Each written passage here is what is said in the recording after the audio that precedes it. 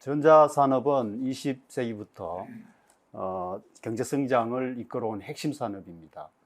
특히 우리나라에서는 수출을 주도하는 산업입니다. 오늘 전자산업계의 태두이신 윤종용 전 삼성전자 대표이사 부회장님을 모시고 귀한 말씀을 듣는 기회를 마련했습니다.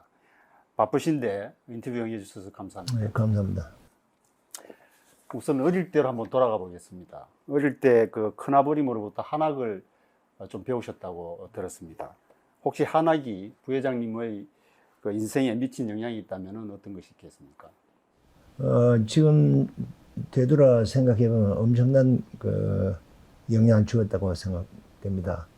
매일 아침 일찍 큰아버지 앞에서 혼자 꿇어 앉아서 한학을 배운 것은 세상을 살아가는 자세에 큰 영향을 주었다고 생각합니다. 한학은 천자문, 동문선서, 그리고 명심보감을 시작으로 통감, 소학, 사서상경 순으로 배우는데 저는 천자문, 동문선서, 명심보감을 초등학교 입학하기 전에 배우는데 다 읽지는 못했습니다. 그래서 이를 통해서 한문자를 어느 정도 익히고 상강오륜, 윤리, 도덕 및 올바른 행동에 대해서 배웠기 때문에 성장하는 과정에 큰 도움이 되었다고 생각하고 있습니다. 또한 고대 중국 역사 이야기를 많이 들었기 때문에 역사에 관심을 갖는 좋은 계기가 되었다고 생각합니다. 지금 말씀하신 그 정도면은 요즘으로 치면은 한 초등학교 정도 수준이 되는 건가요? 그렇죠. 초등학교 과정이죠. 그래서 지금 이야기하신 대로 나는 한학을 초등학교 중반쯤, 한 3학년, 4학년쯤에 반드시 가르쳐야 된다고 생각하고 있습니다. 문자하고 말이라는 거는 이게 문화이기 전에 의사소통을 하는 하나의 수단입니다, 우선, 1차적으로. 그렇기 때문에 그거는 오늘날 같은 국제화가 되는 사회에서 한문은 꼭 필요한 수단 아니냐, 어느 수단이 아니냐. 우리는 지금까지 학교에서 글자 배웠는데 그게 아니고 이제 한문을 배워야 되는 거죠. 한문, 한학. 그렇죠. 하나 하려면 글자를 보면 안 되고. 학창 시절에 수학, 과학 쪽에 관심이 많으셨다고 제가 들었습니다. 혹시 과학에 관심을 가지시게 된 특별한 이유나 또 계기가 있었습니까? 어릴 때부터 호기심이 많아서 집에 있는 물건들을 거의 다 분해를 해서 혼나기도 했습니다. 그래서 이런 문제를 자주 일으킬 정도로 항상 새로운 것에 대해서는 관심이 많았습니다. 그러다 보니 수학, 과학 등에 관심이 많이 갖게 되지 않았나 하는 생각이 듭니다. 대학에서 이제 전자공학을 전공하시고 삼성그룹에 이제 입사하셨는데요. 공무원이나 교수가 아닌 기업인의 길을 선택하신 이유가 있었을 것 같습니다. 공무원이나 교수보다는 그 당시로서는 기업에 진출하는 것이 자기 선출을 할 수 있는 길이 많다고 생각했기 때문에 기업으로 들어갔습니다. 내 생각으로는 공무원이나 교수라고 하는 건 좀 얽매이는 그런 직업이 아니었나 이런 생각이 들었습니다.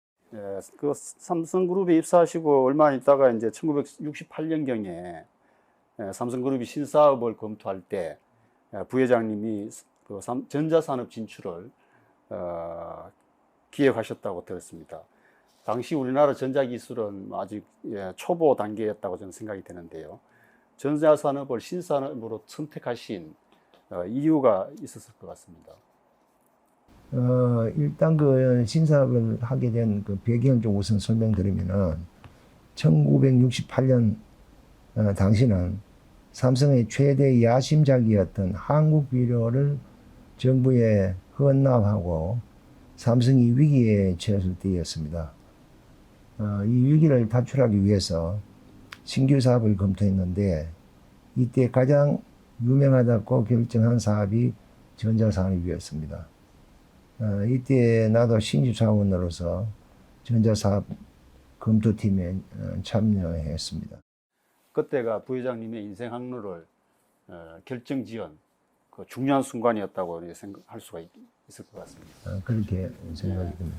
1970년대와 80년대 우리나라 전자산업은 이제 빠른 속도로 성장을 했는데요. 이게 가능했던 원동력은 무엇이라고 생각하십니까?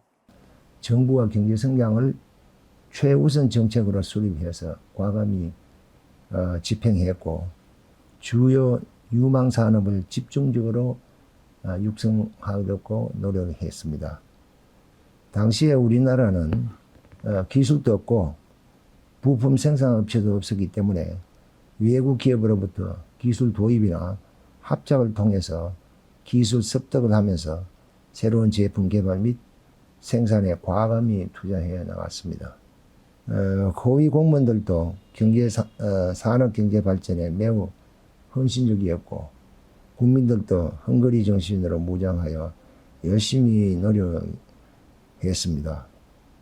국민들이 건면하고 잘 살아보자는 이지도 높았으며 전 국민의 교육률이 높았던 것도 큰 역할을 했다고 생각합니다. 그리고 수출 지향 정책을 내걸고 수출에 힘을 기울인 것도 고도 성장에 큰 도움이 되었다고 생각합니다.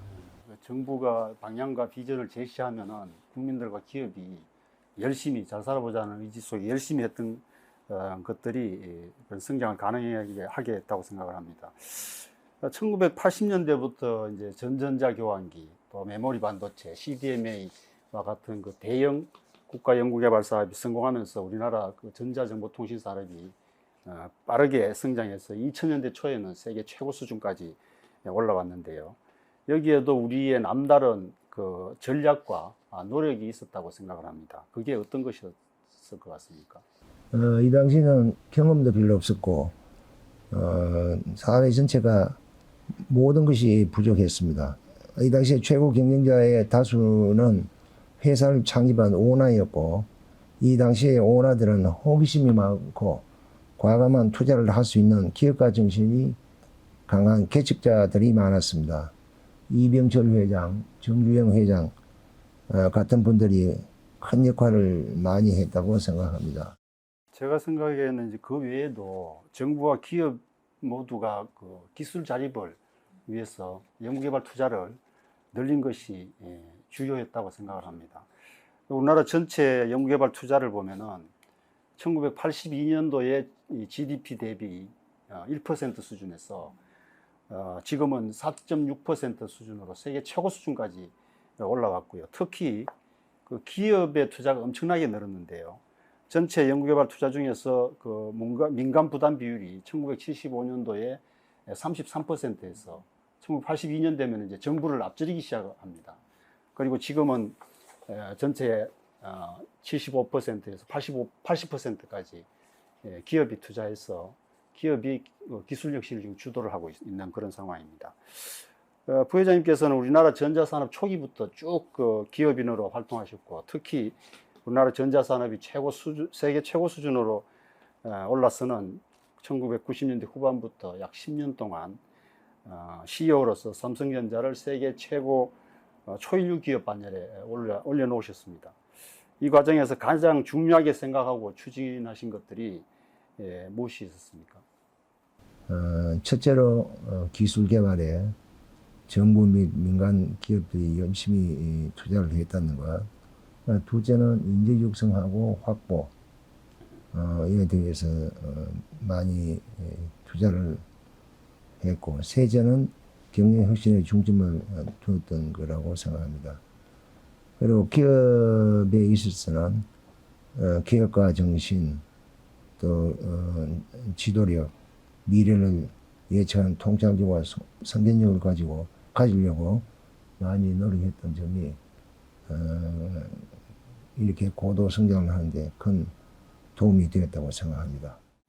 그 이러한 이제 성공에 힘입어서 부회장님은 그 2010년도 하버드 비즈니스 리뷰의 그 세계 최고 기업 경영인 2위에 선정되셨고요. 또 같은 해에 프랑스 그 캐피탈에서는 세계 역사 속 최고 기업 경영자 50인에도 선정이 되셨습니다. 말하자면 세계가 부회장님을 세계 최고 경영인으로 인정한 것인데요. 부회장님께서는 이러한 인정을 받게 된 가장 중요한 성과가 무엇이라고 생각하십니까? 우선 국내에 저보다 더 우수한 그 경영자들이 많았는데 제가 이렇게 선정된 것은 어떻게 보면 좀 부끄러운 생각도 듭니다. 그런데 그 이유가 뭔지를 한번 생각해 본다면 제가 최고 경영자로서 한 10여 년을 넘게 재직하면서 세계 최고의 실적은 내었습니다만은 우리가 농경사회에서 태어나서 산업사회에서 대학을 졸업하고 정복 지식사회가 되는 한 세대 50년 사이에 무에서 시작하여 세계 최대의 전자회사를 만들었던 한 실적을 세계 최고의 대학과 세계 최고의 경영 잡지사가 진가를 평가해 준 것이 아닌가 하는 생각이 듭니다. 부회장님께서 평소 호기심, 또 꿈, 비전, 열정 이런 것들의 중요성을 자주 강조하시는데요. 오늘날 치열한 경쟁 사회에서 이러한 가치들이 갖는 의미는 무엇일까요? 호기심이 많아야 주변에서 일어나는 변화를 빠르게 예측할 수 있습니다. 호기심이 많아야 꿈을 갖게 되고 꿈이 있어야 그 꿈을 이루는 도전력과 열정이 생기고 도전하여 성공을 하게 됩니다. 성공한 사람의 대다수는 호기심이 많다는 것을 볼 수 있습니다. 그 호기심, 꿈, 비전, 열정이 따로따로 있는 게 아니고 이게 다 하나로 연결되어 있는 것 같은데요. 그 중에서도 호기심이 가장 중요하다는 말씀으로 이해가 됩니다. 그 부회장님의 좌우명이 경물치지라고 들었습니다. 우리가 잘 아는 수신제가 치국평천하 앞에 나오는 말이죠. 2000년도 넘은 이 말이 여전히 중요한 이유가 무엇일 것 같습니까? 경물치지라는 말은 그 유학에서 상당히 중요시하는 말인데요. 경물치지는 상경 중 대학의 핵심 사상으로서 경물을 하여 치지를 한다. 다시 말하면 지혜를 얻는다는 뜻입니다. 경물은 사물의 내면과 이면을 탐구하여 본질과 이치를 파헤치고 연구하여 사물의 이치를 알아내는 것입니다. 다시 말하면 경물치질은 사물의 본질을 연구하고 파악하여 그 지혜를 터득한다는 것입니다. 네, 저는 그래서 이 경물이라는 말이 현대에서는 사실 쓰지 않는 말인데요. 저는 경물을 열심히, 지금 말로 하면 열심히 연구한다. 그래서 경물치질을 열심히 연구해서 뭔가를 깨닫는다. 이렇게 저는 이해를 하고 있는데요. 아까 말씀하셨던 그 호기심과 연결되는 말이고, 호기심이 있고 그 다음에 이제 경물치지로 넘어가는 게 아닌가, 저는 그런 생각을 해보게 됩니다. 그 부회장님이 쓰신 초인류로 가는 생각이라는 책이 있는데요. 여기에 보면 이제 끝없는 변화와 혁신, 또 과감한 도전을 위한 분별력과 통찰력의 중요성을 강조하고 있습니다. 이러한 태도와 역량을 키울 수 있는 비법이 있으면 좀 말씀해 주시죠. 이거는 사람에 따라서 여러 가지 비법이 있을 수 있겠습니다만은 제가 생각하는 것은 우선 통찰력과 분별력을 기르기 위해서는 과거를 꿰뚫어 보고 현재도 꿰뚫어 볼 수 있어야 된다고 생각합니다. 그러기 위해서는 역사책을 많이 읽어 과거 역사에 정통해야 된다고 생각합니다. 역사는 통사뿐만 아니라 산업사, 경제사, 과학기술사, 문화예술사, 그리고 외교 및 전쟁사 등 다양한 역사를 알아야 된다고 생각합니다. 그리고 앞에서도 이야기 드린 통찰력을 기르기 위해서는 경물치지를 할 수 있는 능력을 기르어야 된다고 생각합니다. 그러면은 이제 학교 그 정규 역사 교육으로는 부족하고 따로 그 여러 가지 종류의 역사책을 구해서 읽어야 되겠다 이런 생각이 듭니다. 그리고 지금 마지막에 말씀하신 그 통찰력을 기르기 위해서 격물 취지를 할 수 있는 능력 이렇게 말씀하셨는데 제가 얼른 듣기에는 통찰력과 격물 취지가 잘 연결이 안 되는데요. 조금 더 설명해 주시면 고맙겠습니다.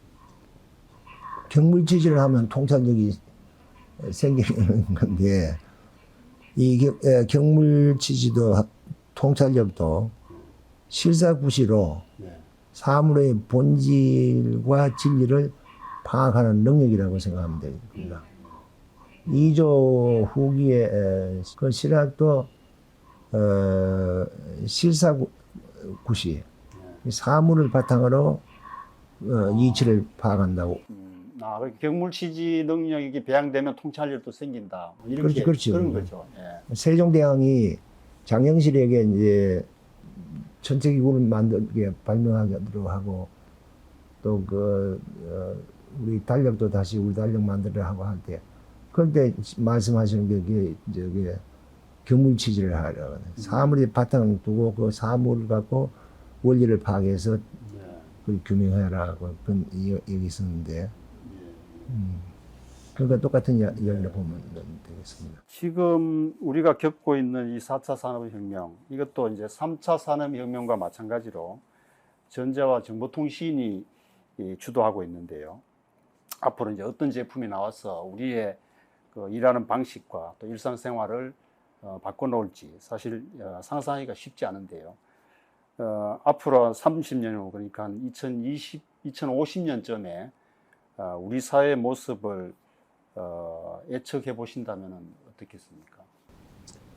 지금 많은 사람들이 4차 산업혁명이 오고 있다고 생각하는데 지금 나타나는 4차 산업혁명은 방금 말씀했던 대로 4차 산업혁명이 아니고 3차 산업이 더 발전해가는 과정입니다. 그래서 지금 이야기한 4차 30년 후는 4차 산업이 일어나서 엄청나게 우리 사회를 바꾸는 시대가 아닌가 이런 생각이 드는데 지금 30년 후를 예측해 보더라도 소용이 없다고 생각이 듭니다.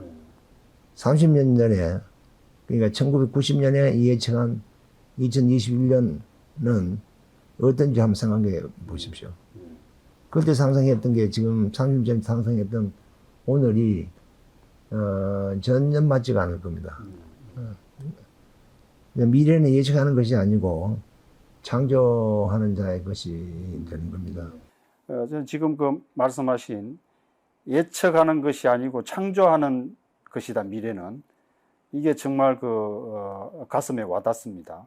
그리고 인간의 의지와 도전 정신이 중요하다, 뭐 이렇게 생각할 수가 있겠습니다. 과학관은 우리 어린 학생들이 많이 방문하는 곳인데요.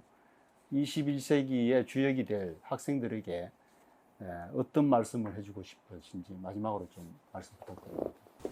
참 어려운 이야기입니다. 앞으로 오는 세상이 어떤 세상이 될지 모르기 때문에 지금 어린이들에게 이야기한다는 게 쉽지가 않는데 굳이 이야기한다면은 호기심과 꿈을 갖도록 해라. 첫째로 그렇고 그 다음은 끊임없이 도전해라. 포기하지 말고 도전해라. 다양한 책을 많이 읽어라. 그 다음에 격물치지를 체질화해서 통찰력과 성견력을 기울여라. 요거 한 너댓 가지만 이야기를 드리고 싶네요. 오늘 인터뷰하신 걸 잘 요약 말씀해 주신 것 같습니다. 오늘 부회장님 말씀 중에 저는 이제 두 가지 호기심과 격물 취지를 가장 중요하게 좀 받아들이고 싶습니다. 과학 기술도 호기심과 격물 취지의 과정을 거쳐서 발전을 한다고 생각합니다. 학생 여러분, 과학관을 자주 방문해서 호기심을 기르고 격물 취지를 통해서 지식과 지혜를 키워가시기 바랍니다.